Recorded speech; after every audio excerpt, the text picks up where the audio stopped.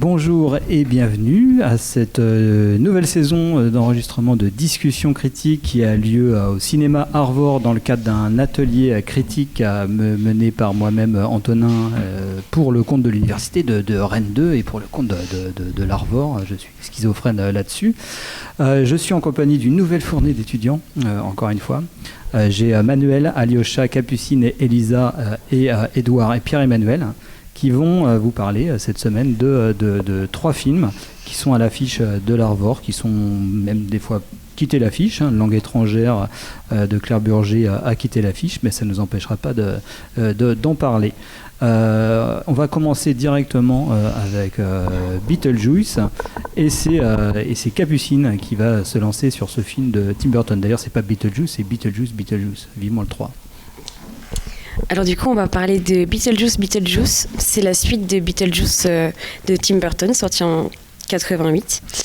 On replonge vraiment du coup dans l'univers de Tim Burton, avec ses décors particuliers, ses formes, sa plasticité, mais qu'on ne retrouve pas malheureusement dans plusieurs choses.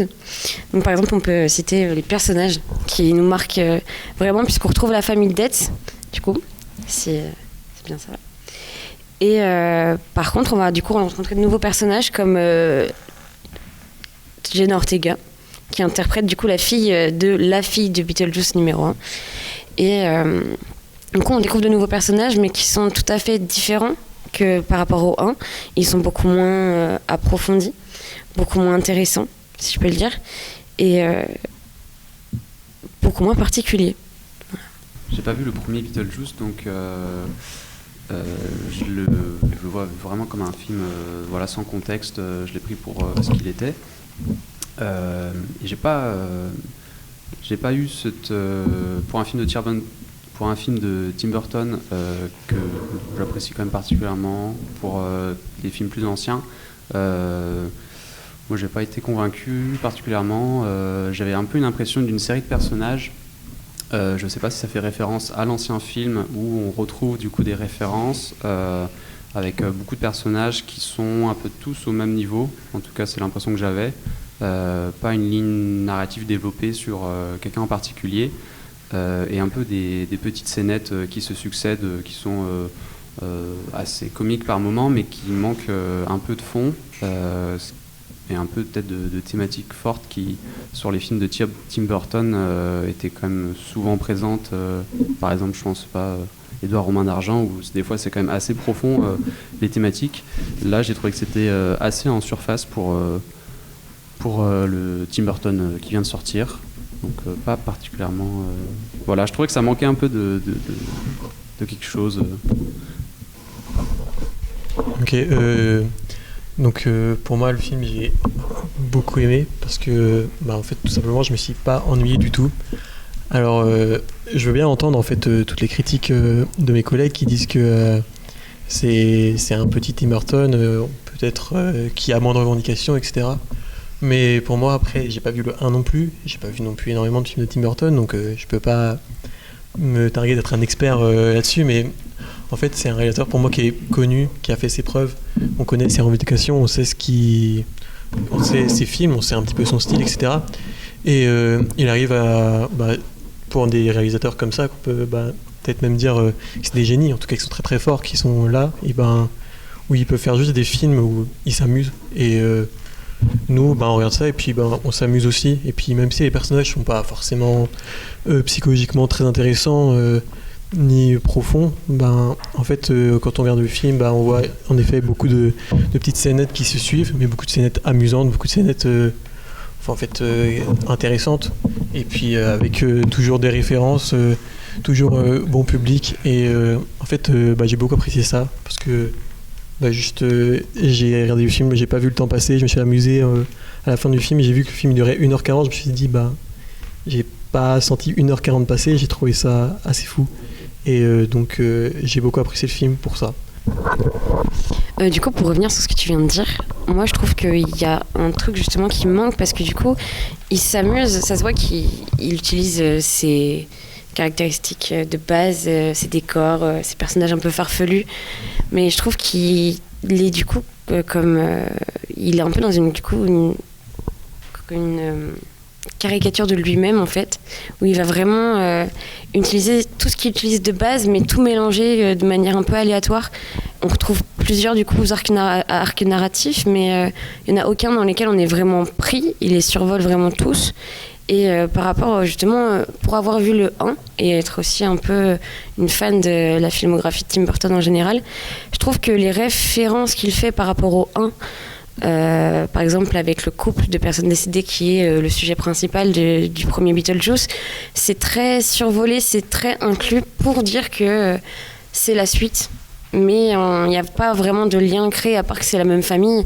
Je trouve que vraiment juste on cite des choses et je trouve ça dommage parce que ça aurait été plus intéressant de creuser un peu dans ce coin-là justement et de moins partir sur une nouvelle histoire avec de nouveaux arcs narratifs justement qui nous font perdre totalement le fil du film et qui donnent un peu moins de charme, je trouve, justement à Beetlejuice dans l'ensemble, qui avait un peu plus de charme, de particularité et d'originalité dans le 1 qu'on perd beaucoup dans tous les autres personnages d'ailleurs, dans le personnage de la mère qui était dans le 1 la jeune fille un peu étrange, un peu mystérieuse qui parlait justement avec les morts et qui maintenant devient une caricature un peu cliché d'une mère qui a des problèmes existentiels avec sa fille, avec un mari qui ne veut que son argent.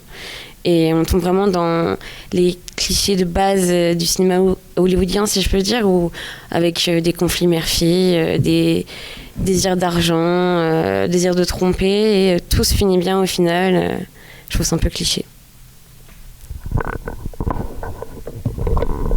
Ok, je suis obligé d'être assez d'accord avec tout ça, mais en fait, je pense que cet avis-là, en fait, il est vrai.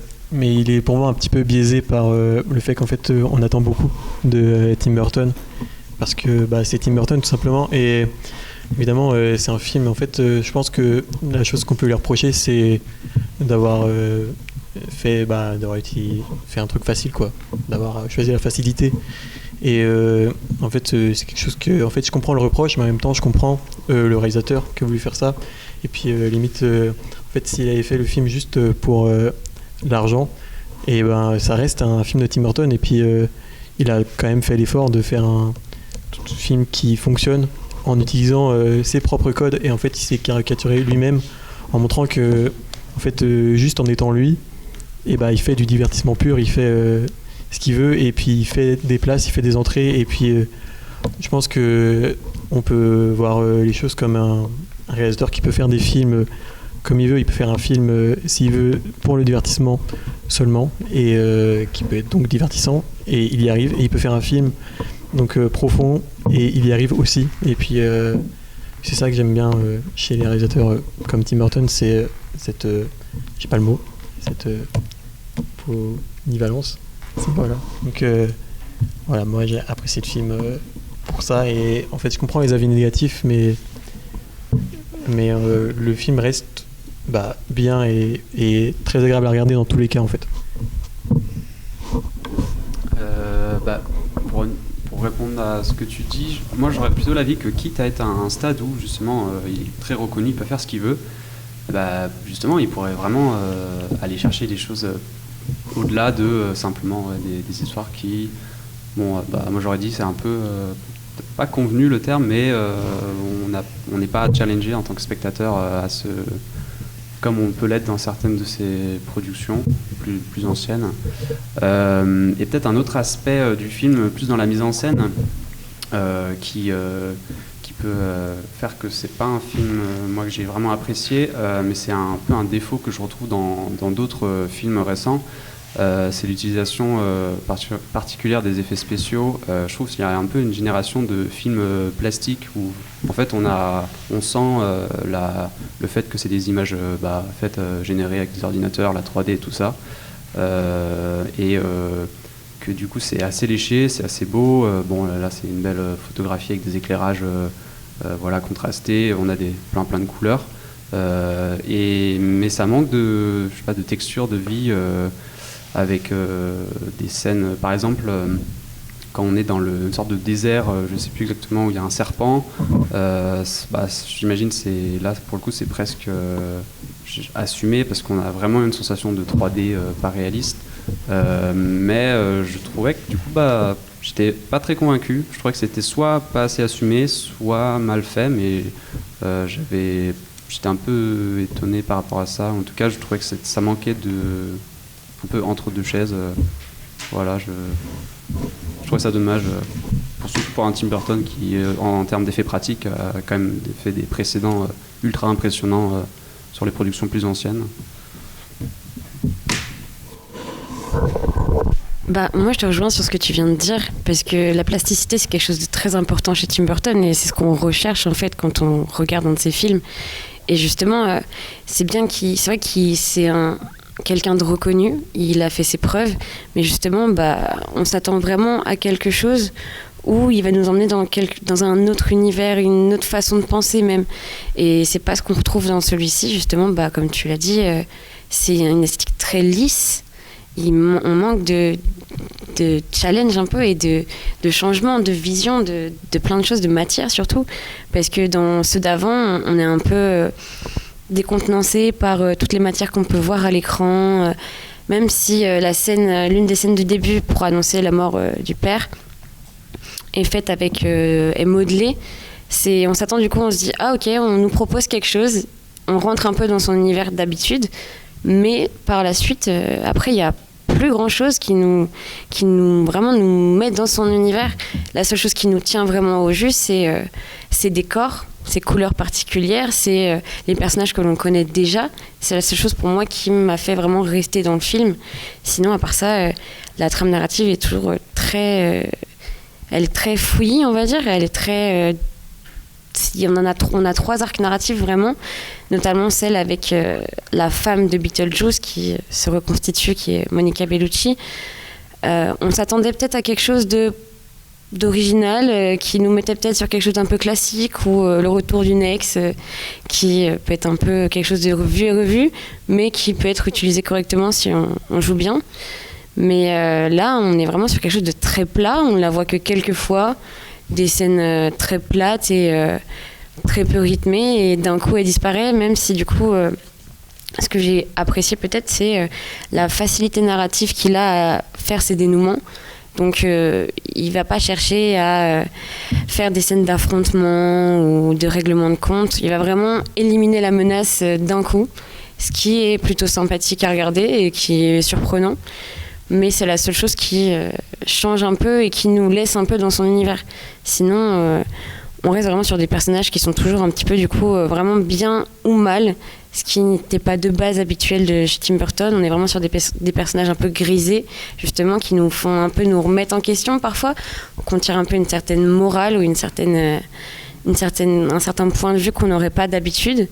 Et là, on ne retrouve pas ça du tout. On est vraiment dans des clichés d'une société actuelle, je trouve, qui, du coup, nous fait un peu sortir du coup, de son univers, et je trouve ça assez dommage quand même.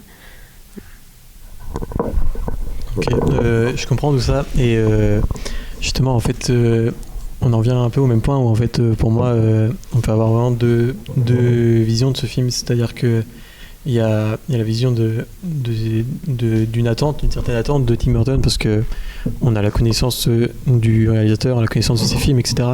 Et donc forcément, dans ces cas-là, le film peut décevoir. Mais si on se met dans la peau d'un spectateur lambda qui voit le film, qui va voir le film, et à mon avis, il sera pas déçu.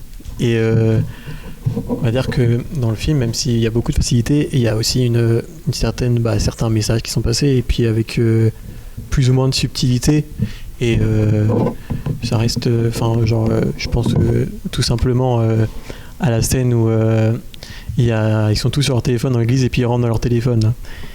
C'est voilà quoi, accro au téléphone, etc. C'est des messages pas du tout subtils, mais qui montrent que Tim Burton peut être passé à quelque chose dans sa carrière de plus, il a envie de se faire chier, pour le dire grossièrement.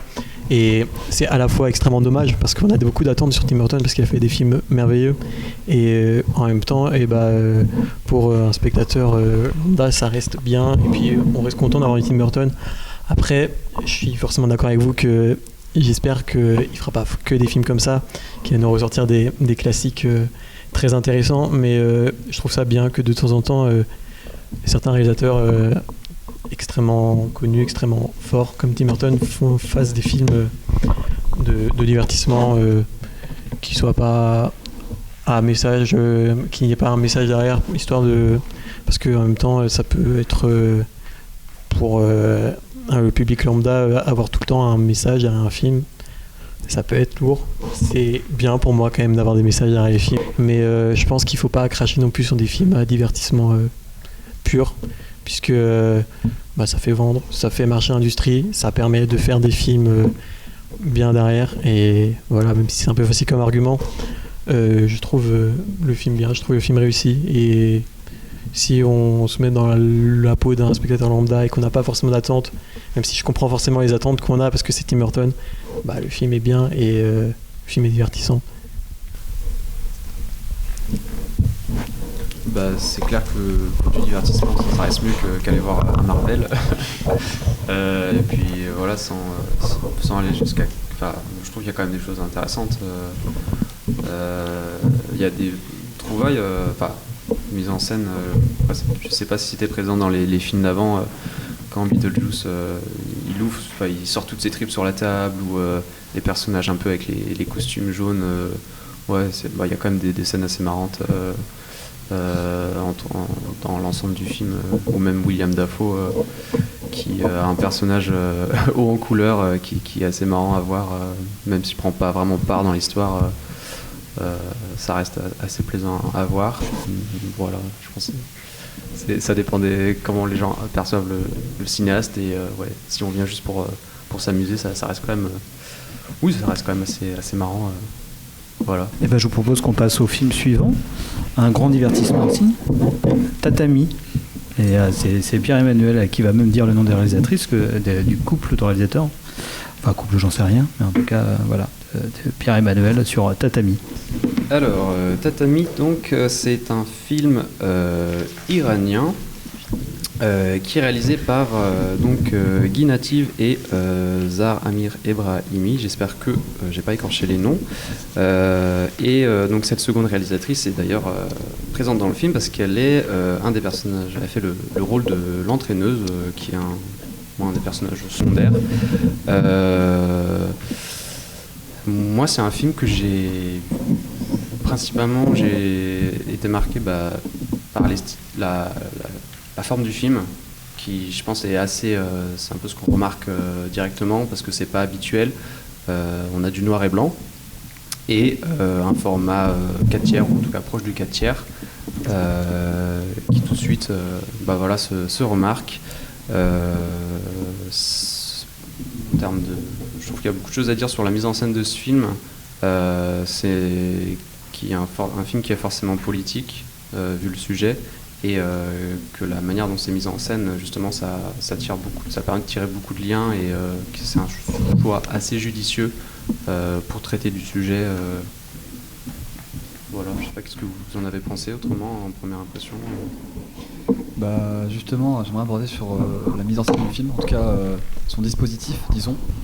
C'est vrai que le film a un peu les allures d'un film classique de sport, vu qu'on est sur une compétition de judo, et typiquement dans la mise en scène, on le voit, on a carrément les différents combats qui sont indiqués par un carton de texte, avec marqué round 1, round 2, etc.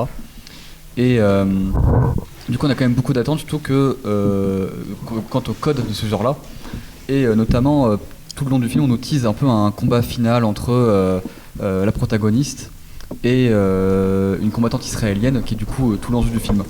De la même façon, et du coup je voulais en revenir, c'est que ces codes se retrouvent très vite désamorcés, notamment par le fait qu'au final on ne voit pas le combat entre l'israélienne et la protagoniste, vu que les deux perdent à mi-chemin, et que quand elles finissent par se combattre, au final c'est à la toute fin du film, et on ne les voit pas se combattre.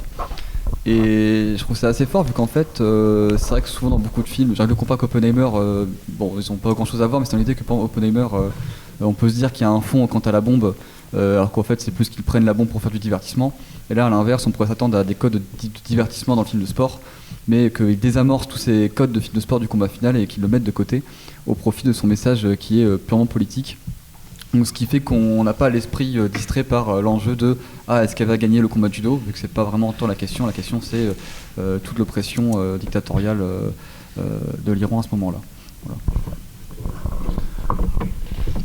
Oui, par rapport à ce que vous disiez, pour moi, une des vraies forces du film, c'est la vraie cohérence qu'il y a entre l'histoire racontée, la forme et la structure. C'est-à-dire qu'elle sait très bien, on pourrait même ne pas avoir de parole et comprendre, on va dire, globalement les enjeux et surtout avoir le sentiment général du film qui est un vrai sentiment d'étouffement et d'oppression en fait. Et ce que tu disais par rapport à tous les combats qui s'enchaînent, il y a ce côté un peu comme compte à rebours. C'est-à-dire qu'on sait, il y a la menace qui arrive, qui est la menace donc, du gouvernement iranien qui veut tout faire pour que le combat n'ait pas lieu. Et chaque combat est un peu comme une nouvelle minute ou heure qui arrive au décompte et on se demande est-ce qu'elle va craquer, est-ce qu'elle va aller jusqu'au bout, défendre ses idées, tout ça. Et du coup, je ne sais pas si c'était très clair quand tu as dit, mais oui, effectivement, il y a ce côté où le combat tant attendu n'a jamais lieu et il y a ce côté ironie dramatique que nous, en tant que spectateurs, moi-même, j'étais pris dans le film, je me suis dit à un moment, je crois que c'est quand les demi-finales étaient annoncées, dans ma tête, c'était pas le dernier match. Pour moi, il y avait encore, c'était les quarts de finale, il y avait encore 2 matchs à venir. Et quand j'ai compris que c'était le dernier match, j'ai fait ah ouais. Mais du coup, elles vont jamais s'affronter. Du coup, ça fait 1h30 qu'on voit un personnage se faire torturer l'esprit pour rien, pour juste des possibilités, des croyances, des peut-être. Et ça rend d'autant plus violent parce que il n'y a même plus de justification à la violence. C'est-à-dire que on commence à faire souffrir les gens par des idéaux. Et en plus, là où le film arrive à un point nommé, c'est que il y a eu les JO qui sont là et on a entendu quand même encore ce fameux discours comme quoi les Olympiques c'est pas politique. Bon, oui, on l'entend encore malheureusement. Et ça rappelle que oui, tout événement international a des répercussions et que ça soit à grande échelle, comme le présente le film, avec ces relations entre du coup, Israël et l'Iran, et à petite échelle avec ce drame humain que subit du coup, les personnages, parce que la coach est aussi prise là-dedans, elle est prise à partie. On lui met la pression et justement je trouve ça assez noble de la part de la réalisatrice d'avoir pris ce rôle de la coach, parce que en prenant ce personnage un peu flou qui est dans l'entre-deux, qui à la fois à elle-même, on comprend très vite, a vécu cette situation par le passé et qui elle a choisi de rester fidèle à son pays, en fait il n'y a pas cette posture de supériorité par rapport au peuple iranien. C'est-à-dire qu'elle n'est pas dans moi j'ai choisi de mener le combat, moi j'ai choisi de me relayer. Elle est plus dans cette posture de je comprends pourquoi c'est difficile, je comprends pourquoi vous pouvez continuer à vous soumettre et à avoir peur. Et je trouve ça assez noble de sa part de ne pas tout de suite se montrer comme défenseuse absolue de ce que doit être la parole de son peuple. Moi, il y a un aspect que j'ai trouvé assez parlant, c'est que la relation entre l'athlète et l'entraîneuse, elles vont en fait jusqu'à se battre, ils ont des altercations et viennent se battre physiquement vers le milieu du film. Et en fait, je trouve que ça reflétait bien la lutte en fait, entre la pression au-dessus qui impose du coup aux personnes en dessous forcément d'être en conflit avec l'idée qu'on ne peut pas gagner à la fin, parce que les combats, au final les athlètes perdent leur combat et n'ont pas de combat final, qui était tout l'enjeu de cette répression et des actions de l'État. Et ça met en fait ça désamorce complètement l'attente et ça déplace l'intérêt du film. Donc en fait c'est juste se battre, ça mène nulle part, et à la fin elles vont perdre leur bannière et juste être un peu des athlètes sans patrie. Donc il n'y a pas vraiment de solution au problème qui est montré. C'est juste horrible pour tout le monde. Toutes les familles se font plus ou moins maltraiter. On ne sait pas trop ce qui se passe, mais on sait que c'est pas. C'est de la répression. Et que les individus sont mis face à des choix vraiment horrible pour en face quelque chose qui est juste une possibilité de rencontre avec un athlète, donc c'est très flou. Peut-être à ce niveau-là, la mise en scène, elle est pertinente. Je trouve que c'était un film très sensoriel au niveau du son, de l'image. On a là, particulièrement sur les plans de combat, où on est assez rapproché, avec des plans visage, si je me souviens bien, même des gros plans. Et on est vraiment immergé dans ce combat-là. On suit Bon, ça, pour le film de sport, c'est quand même assez souvent typique, cette manière de mettre en scène. Mais là, il y avait un peu une sorte d'épure. On voyait pas forcément beaucoup de choses, mais on ressentait ce combat-là. Moi, j'ai trouvé bien réalisé dans cette mise en scène-là. Ça allait au-delà de juste le combat, mais vraiment sentir qu'est-ce que le personnage vivait et qu'en fait, il se faisait comprimer même par la foule qu'on entend, mais qu'on voit jamais dans cette arène éclairée, un peu en même temps très contrastée, très sombre, presque hors du temps, un espace un peu coupé de la réalité. Sur le combat, je te rejoins totalement. Justement, ça que c'est un peu. C'est vrai quand on voit un film, j'aime bien toujours me dire, est-ce que ça regarde ? Est-ce que ça cherche à regarder ? Et bon, sur un film qui parle de judo, entre autres, même si le film le fond du film est surtout politique, il y a quand même tout cet aspect judo. Ça m'intéressait de savoir, ok, est-ce que le film s'intéresse au judo ? Est-ce que ça regarde ? Et c'est vrai que juste par la mise en scène, sans faire de longs pavés d'explication dans le film, on comprend. Je trouve qu'on arrive quand même à cerner beaucoup de choses des combats de judo. Juste avec les gros plans sur les jambes, sur la lutte, en fait, on comprend très vite un peu les enjeux d'un combat de judo. En fait, on se dit, ok, les jambes importantes, même la fatigue. Il y a une séquence comme ça où, en gros, la protagoniste fait mater en boucle. Donc, si j'ai bien compris, en gros, mater, c'est quand on fait une soumission, mais que la personne n'abandonne pas, en fait. Donc, quand elle se fait étrangler assez longtemps, l'arbitre dit non, stop, mater. Et se remettre en position de combat, et du coup, elle fait un maté, deux matés, alors qu'elle est à bout de souffle, etc. Donc là, on se rend vraiment compte de la lutte physique que ça peut être. Et alors que dans le film, justement, par exemple, il y a des noms de prises qui sont pas expliqués. Donc en fait, ça fait que même si on comprend pas les prises et tout, juste par la mise en scène, on comprend un peu tout l'enjeu. Et je sais pas, dans les films de combat, il y a souvent un peu cette envie de faire du gimmick, faire du ralenti, etc., de décomposer le mouvement. Et je trouve que même si on n'a pas cette démarche-là, la violence d'un combat, c'est ça que personnellement le judo, j'ai un peu cette image de c'est un sport de combat soft, quoi. Bon, quand on voit les gens se faire retourner et s'éclater par terre, non, ça n'a pas l'air si soft que ça, en fait, le judo. En tout cas, même par le travail du son, tu sens que un peu dans l'aspect sensoriel, Pierre, il y a un peu ce truc-là, je trouve, avec le son et même la rapidité des mouvements, vu qu'on n'a pas cette décomposition lente du mouvement, on sent toute la violence d'un combat, et c'est franchement assez virtuose là-dessus, quoi. Et pareil, l'aspect hôtel public, je pense aussi pour des raisons de budget, mais hôtel public du plan, je pense que ça ajoute à cet effet un peu oppressant, mais aussi un peu cet effet de concentration dans sa bulle de quoi on peut combattre. Voilà. Sur le côté bulle, je te rejoins complètement, parce que c'est l'une des plus grandes réussites du film, et surtout c'est son traitement du noir et blanc. Et justement, cette configuration du tatami rentre complètement là-dedans, parce que on a vraiment tout ce film qui se passe dans des couloirs très sombres, très obscurs, qui absorbent la lumière. C'est étouffant. On sent toute la pression du monde extérieur qu'on ne voit quasiment jamais. On voit la famille de temps en temps, les parents on les voit à peine. La famille de la coach, on ne la voit même pas du tout. Les membres du gouvernement iranien qui sont pourtant, on va dire, les antagonistes, entre guillemets,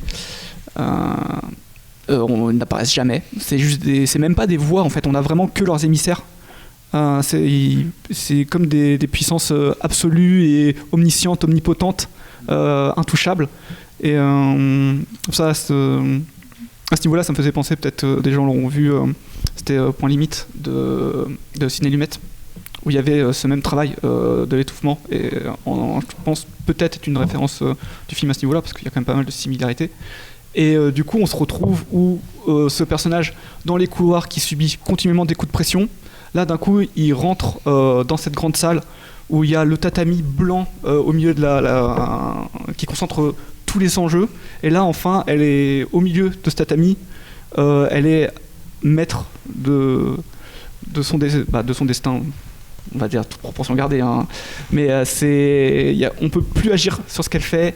elle va jusqu'au bout parce qu'elle a envie d'aller jusqu'au bout. Et justement, tu parlais des prises de soumission. Là, pour moi, il y a quelque chose de métaphorique sur soumission au combat, mais soumission aussi face à l'oppression qu'elle peut subir en dehors.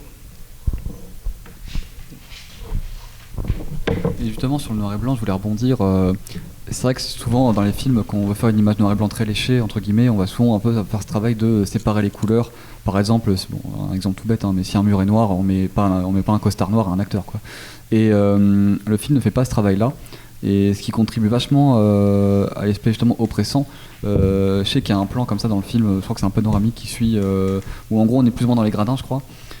Et on a, j'ai plus son nom, mais en gros c'est une sorte d'agent dans le film qui aide les athlètes si jamais ils ont des problèmes politiques, justement, entre autres. Et du coup, elle est habillée en noir. Le teint de peau est assez sombre parce que à cause de la lumière, je crois.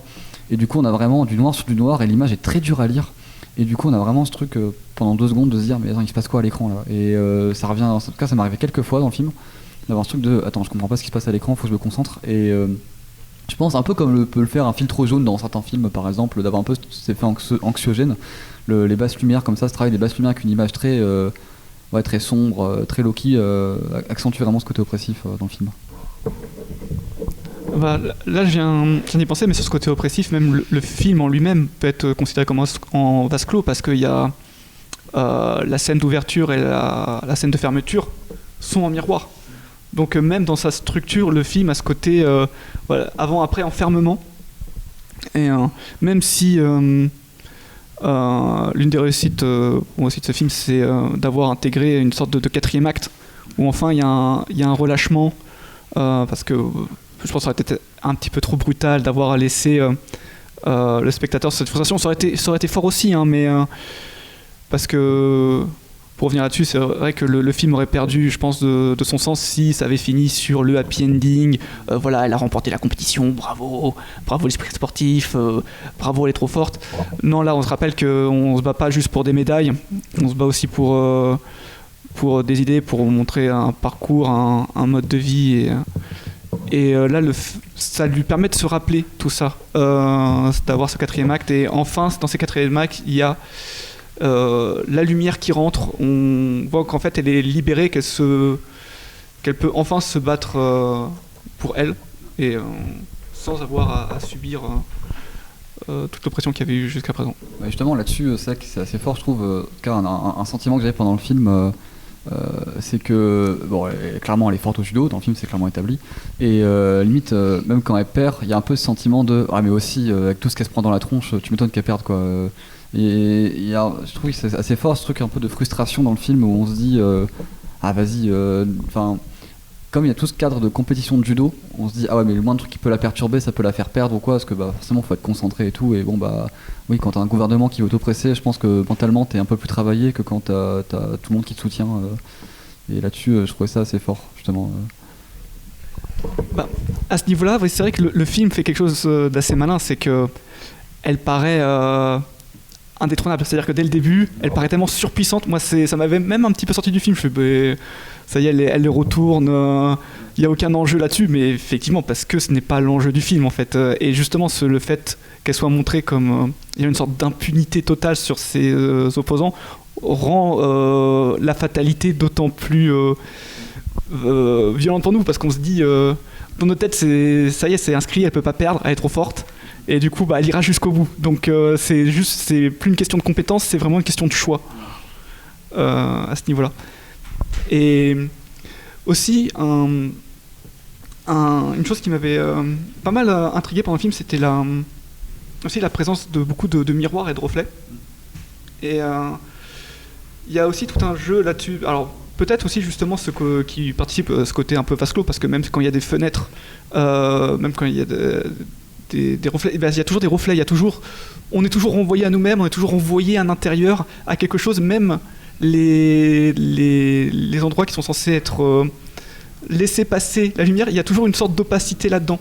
Et il y a aussi une sorte d'environnement intérieur, c'est quand même un cliché assez récurrent dans le cinéma. On se dit, on voit un miroir, on fait oh là là, c'est la double personnalité, tout ça. Et là, je pense que ça tombe pas non plus dans cet écueil. C'est-à-dire que je pense que c'est plus pour montrer un sous-texte interne, parce que la première fois qu'on en voit un, il me semble qu'on voit une personne qui est une personne de l'entretien.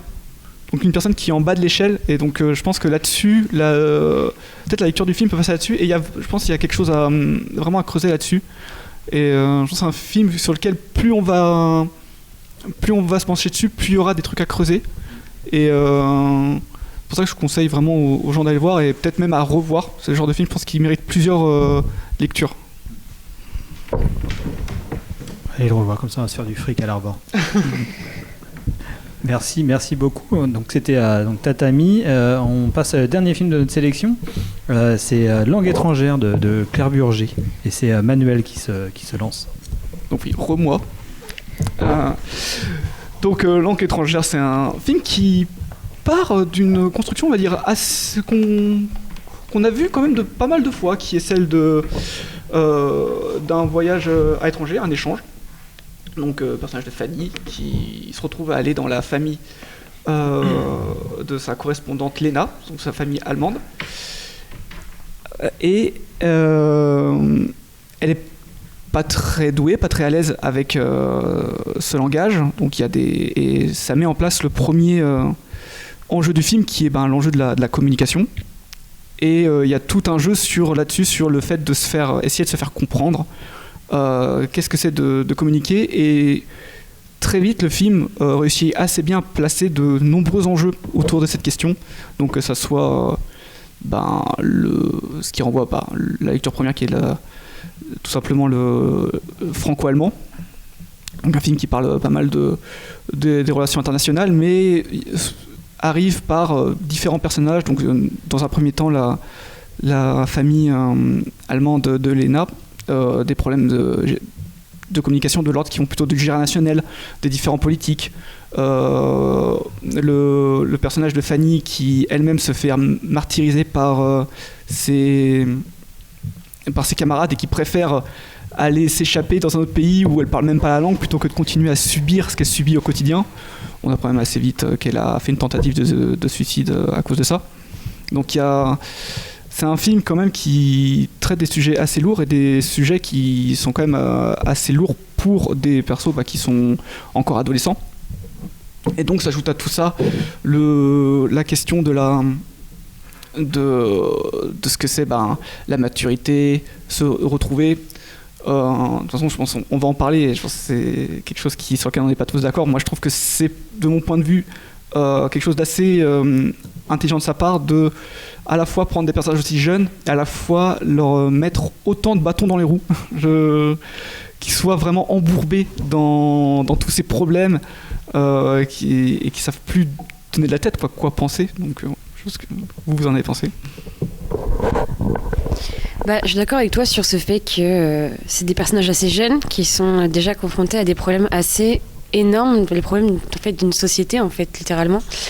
Mais ce que j'aime beaucoup, c'est les sujets principaux, les thèmes abordés, qui sont la découverte de l'autre, beaucoup, et l'opposition aussi, parce que je trouve que les deux personnages principaux, donc Fanny et sa correspondante, sont diamétralement opposés dans leur caractère. On a une personne qui est un petit peu doublée chez Fanny. On a une première personne assez timide, assez renfermée, et une autre facette d'elle qui est très menteuse, en fait, qui est en quelque sorte qui est malade. Et de l'autre côté, on a du coup la correspondante qui est très ouverte, très engagée, qui n'hésite pas à parler, et qui du coup aide dans quelque sorte Fanny à du coup découvrir un peu ce que c'est la communication en soi. Et ce que j'ai beaucoup aimé, une scène qui m'a marquée justement dans cette question du double chez Fanny, c'est la scène où justement on découvre un peu qu'elle est menteuse, qu'elle a une mythomanie, si c'est bien ça, et quand elle est enfermée dans la salle de bain, que ses parents et sa correspondante se retrouvent à essayer de débloquer la porte, et que quand on ouvre la porte, on se retrouve face à elle. Et on a son reflet dans le miroir derrière elle qui la dédouble, et on se retrouve du coup vraiment face à elle en entier, en quelque sorte, à elle qui est honnête et qui est très timide, très renfermée, qui a subi énormément de choses, et la personne qu'elle a en quelque sorte développée par moyen de protection, une personne mythomane qui essaie de s'inventer des histoires pour être intéressante et se faire davantage accepter dans une société qui du coup ne l'accepte pas vraiment. Et ce que j'ai beaucoup aimé, c'est le fait on est dans la découverte avec les personnages en même temps. On se doute pas forcément au début que Fanny ment sur ce qu'elle raconte à sa correspondante, et au fur et à mesure on va découvrir en même temps que justement sa correspondante quelques indices qu'on peut remarquer, quelques-uns, et encore c'est pas forcément très flagrant des fois, et on va vraiment partir c'est tout doucement pour arriver au point de rupture où justement là on va être confronté à elle dans le miroir en double image, qui est, je trouve, très bien fait, qui est vraiment une sorte d'apothéose pour voir vraiment en entier comment elle est, parce qu'il y a toujours une sorte de part de mystère qui flotte un peu sur ce personnage, qui est très très particulier, parce que on découvre aussi du coup le début d'une relation, mais qui se fait pas forcément justement sur la communication, sur les paroles, le dialogue, mais davantage plus vers les regards, je trouve. On va vraiment s'attarder sur leurs regards qui se croisent et qui se répondent énormément. Et un dialogue, du coup, comme tu le disais tout à l'heure, d'une communication qui est peut-être pas forcément là énormément, mais qu'on retrouve par d'autres moyens d'expression. Et je trouve ça très intéressant et très beau aussi à l'image. Et voilà. Moi, j'aimerais bien revenir sur ce que vous avez un peu abordé, un peu la multiplicité des thèmes. Voilà, les personnages font face à un peu les nombreux enjeux. Moi, j'ai un peu l'impression que le film, il avait justement trop d'enjeux. Il y a une scène... je crois que c'est la scène de repas avec la famille en France où il y a une des deux amies qui dit pour toutes les causes qu'elle aimerait faire, je sais plus, c'est anticapitaliste, végétarien, un peu plein de choses. Et il y a les parents qui disent oui mais ça fait beaucoup là. Et j'avais un peu le même sentiment avec le film. On parle de suicide, de harcèlement, il y a l'aspect d'aller l'autre langue, la communication et un autre pays, il y a les manifestations, il y a le fait qu'elle est menteuse et en fait c'est une pathologie qui je trouvais arrive un peu tard et un peu mis sous le tapis comme ça, et en plus de ça il y a leur relation à L2 qui est plutôt développée au début et vers la fin c'est un peu plus en retrait. La suite du film où on cherche un personnage qui serait sa sœur qui en fait n'existe pas trop. Moi je trouvais que ça allait un peu justement dans tous les sens, comme s'il y avait trop de thèmes qui voulaient être abordés, et la partie du début, la relation entre les deux que moi j'ai trouvé assez touchante sur ce personnage qui justement est très fermé et qui va s'ouvrir un petit peu avec sa correspondante qui bien qu'elle soit sèche avec elle au début, en fait, vient l'aider à se développer. Vers la suite du film, on a moins cet aspect-là. Et ouais, moi, j'étais un peu moins emballé, plus ça allait. Moi, je me disais, ouais, mais comment tout ça s'articule. Même par exemple, dans la bande-annonce, on les voit en manif et tout, alors qu'en fait, ils vont jamais en manif, c'est juste un rêve d'aller en manifestation. Donc, j'étais... un petit peu voilà, je me dis où est-ce que ça va tout ça, ça fait beaucoup pour un seul film. Alors justement là où j'ai envie de défendre le film sur ce point, c'est que je trouve que là où le film est le plus faible, c'est quand justement il apporte de la structure, parce que le film il est en, on va dire grossièrement deux parties. Il y a le point de vue du coup de Fanny lorsqu'elle est dans la famille allemande, puis la deuxième partie du film qui est la partie où Lena va, elle, à son tour, faire le voyage en France. Et là où la première partie, justement, va très dans l'ouverture de multiplicité de propos, la deuxième partie va essayer de rapporter des enjeux plus concrets. Donc, comme tu disais, recherche d'une sœur, donc cette histoire de mythomanie qui prend de l'ampleur. Et là, on rentre plus dans l'ordre du cliché, je trouve, de scénario, parce que on pourrait faire le synopsis de c'est deux personnes qui se rencontrent. Au début, elles se comprennent pas, elles s'entendent pas. Puis ils commencent à avoir une attirance. Puis il y en a une qui cache quelque chose à l'autre. Ils se font la gueule, ils se rabibochent. Bisous, bisous. Fin. Et c'est là que le film est le plus mauvais. C'est quand il commence à y avoir ça. Parce que c'est grossier, parce que c'est pas intéressant. Même si cet enjeu de rapprochement entre les deux personnages est quand même placé assez tôt dans le film, faut le dire. Mais là où je trouve que Claire Burger est douée, c'est pas de présenter ces films comme ayant des points finaux, mais plus comme étant des sortes de virgules en fait dans la vie de ces personnages. Si on prend ces autres films, c'est un peu le même principe. C'est-à-dire il n'y a pas de réponse à ce que les personnages viennent d'affronter ou de vivre. C'est une épreuve qui les ouvre vers un horizon d'opportunités. Et c'est ce qui se passe pour Lena, qui elle est plutôt dans la recherche d'un combat poétique, comme tu l'as dit. Elle a du mal à se cadrer. Et à côté, on a Fanny qui, elle, est plus sur une ouverture sur elle, ses attirances, la découverte de son désir. Et du coup, on a deux personnages, on a deux constellations d'attente. Et le film essaye de piocher un petit peu là-dedans et dire voilà, ça existe, comment je le fais cohabiter avec ça. Et faites avec, bonne chance. Moi j'aimerais revenir sur ça. Je pense qu'il faudrait quand même dissocier. Parce qu'au début tu disais oui, le film aborde plein de sujets de façon un peu confuse, mais ces personnages sont aussi confus.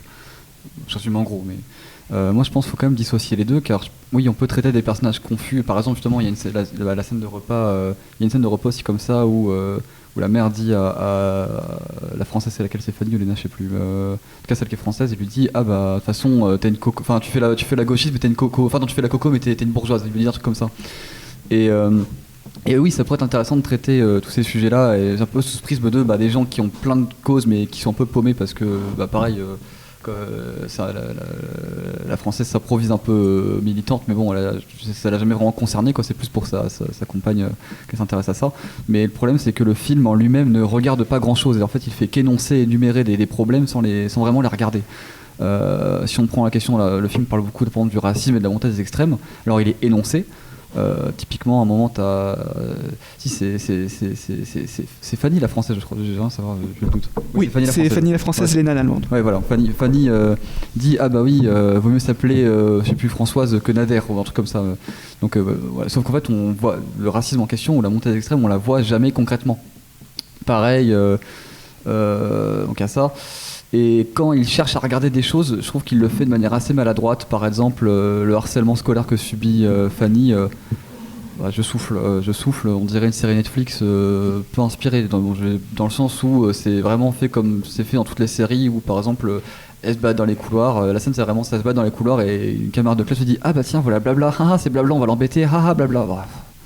Bon, je dis pas que c'est jamais arrivé dans l'histoire du harcèlement, mais bon, je trouve ça assez pompeux et assez peu inspiré. Pareil, une scène au début du film où du coup Fanny en Allemagne, elle doit faire une présentation à sa classe en visioconférence, et forcément dans la classe tout le monde fout le bordel, ça se jette des boules de papier à la tronche, alors que bon, en plus si on introduit le personnage de Fanny comme un peu bourgeoise, ça me semble un peu improbable que ce soit une classe avec autant de bazar, quoi.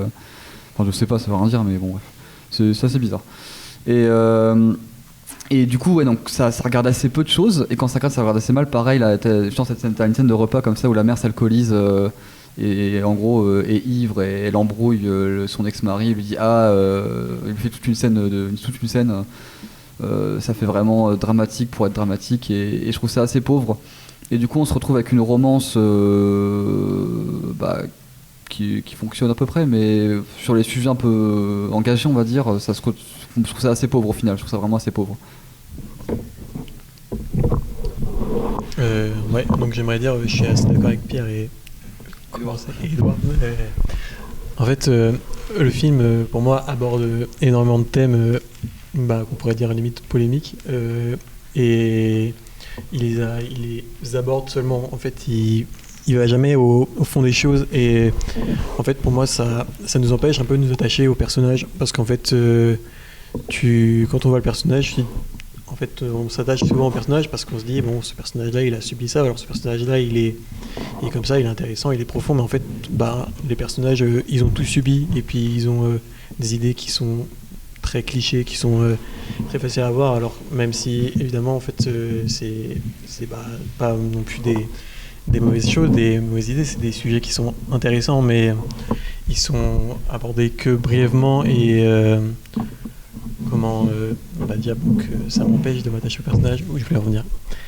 Et en fait, je trouve ça extrêmement dommage, et en fait, j'ai l'impression que le film, à travers tous ces sujets, il va jouer sur la conscience du spectateur qui va aller voir le film parce que, en fait, regardez, j'aborde la montée de l'extrême droite, il y a des black blocs, regardez, elle se fait harceler, regardez, il y a de l'homosexualité, etc.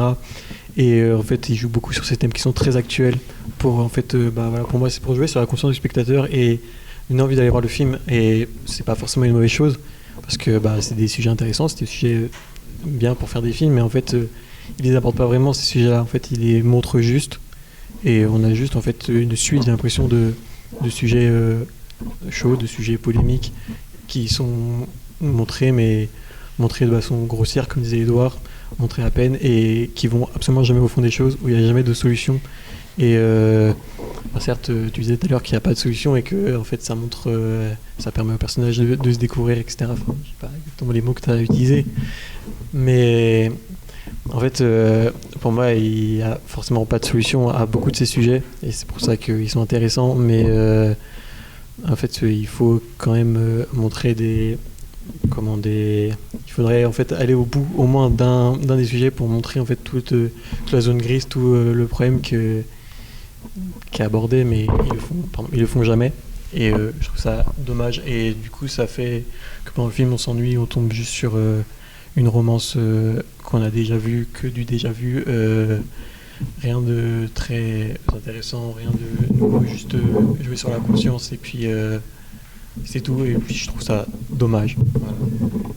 Voilà.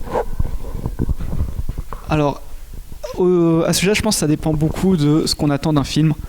Et moi, j'attends d'un film qui me pose des questions et pas qui m'apporte des réponses. Et je pense que c'est le projet de la réalisatrice dans ce film qui, du coup, comme j'essaie de défendre, est un film qui traite de la communication. Et le film essaye de communiquer avec nous et pas de nous dicter une façon de penser. Et je pense que le film essaye d'aller et chercher un public quand même assez large, malgré le fait que c'est un film quand même qui se place quand même de gauche. Clairement, je veux dire, d'entrée, on a une histoire quand même une histoire du coup de personnages qui du coup découvrent. Non, Lena, elle est déjà assez au courant de sa sexualité, mais Fanny se découvre justement une attirance pour les femmes. Donc déjà, je pense déjà de base, on perd quand même une partie du public. Le fait que ça parle de manif, d'Antifa, on perd une autre partie du public. Donc si en plus le film commençait à dire il faut penser telle ou telle chose sur ces sujets-là, bon, là on perdait encore plus de public. Et ça aurait été contre-productif à mon avis, et je pense que c'est de l'intelligence de la part de la réalisatrice d'en avoir conscience, et plutôt d'essayer d'ouvrir la discussion et d'avoir une espèce de conscience qui va aller dans le hors-film, qui va se dire voilà, moi je vous expose ça existe, discutons-en ensemble, posons-nous. Et justement, faisons pas comme la famille de Lena qui juste se cloît dans ses idées, reste sur ses positions, où ça part tout de suite à casser de la vaisselle plutôt que d'essayer de s'écouter. Et je pense que le film reflète dans sa mise en scène et dans son propos le projet qu'il veut à l'échelle sociétale. Non, juste sur le fait d'ouvrir la discussion. En fait, je suis pas d'accord avec ça, tout simplement parce que le film il nous donne plein de sujets et tu dis que c'est pour nous ouvrir les yeux, nous faire discuter ces sujets-là, mais en fait ces sujets-là, tout le monde les connaît. Tout le monde en a déjà discuté et ils sont partout, ils sont dans absolument presque. Il y a des films et des séries sur ces sujets-là déjà, et en fait Bah justement, pour moi, à la place de nous faire découvrir et nous faire discuter sur ces sujets-là, j'ai l'impression que le film se sert de ces sujets pour qu'on regarde le film et derrière, il n'approfondit aucun de ces thèmes. Et je trouve ça justement dommage parce que à la place d'approfondir un des thèmes et puis pas forcément nous dire quoi penser, mais approfondir, et ça, en approfondissant, on peut avoir deux points de vue sans problème, mais justement non, il aborde juste les thèmes pour nous dire regardez, j'ai ce thème-là, venez voir ce film-là, mais sans jamais aller très loin. Voilà. Moi, je suis assez d'accord avec toi, Manuel, sur le point où justement, moi, je trouve que le fait qu'ils abordent plusieurs thèmes, ça implante dans une certaine réalité très actuelle, justement. Et pour moi, faut pas oublier aussi que le thème du film n'est pas forcément l'écologie, le racisme, tout ça. C'est vraiment une histoire d'amour de base.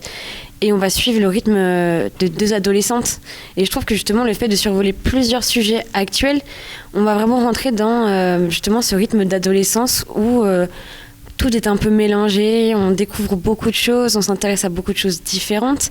Et on va pas forcément se focaliser sur une seule chose qui est, du coup, le rend vraiment très actuel, ce film, et très réel.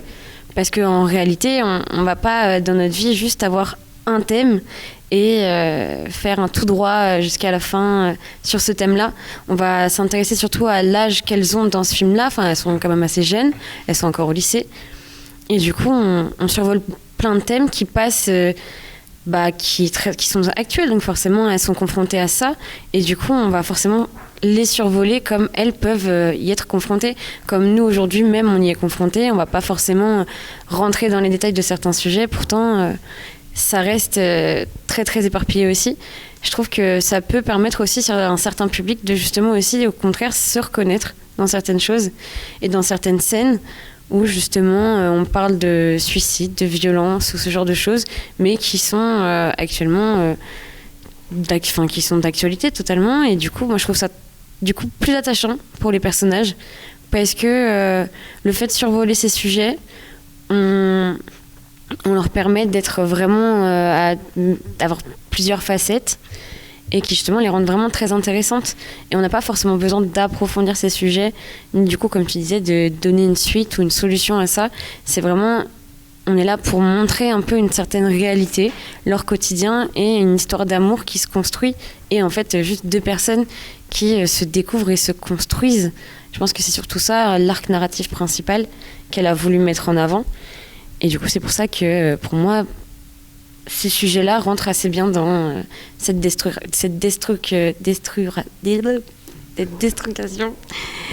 Et justement, quand c'est très structuré, c'est un peu moins réel, un peu moins.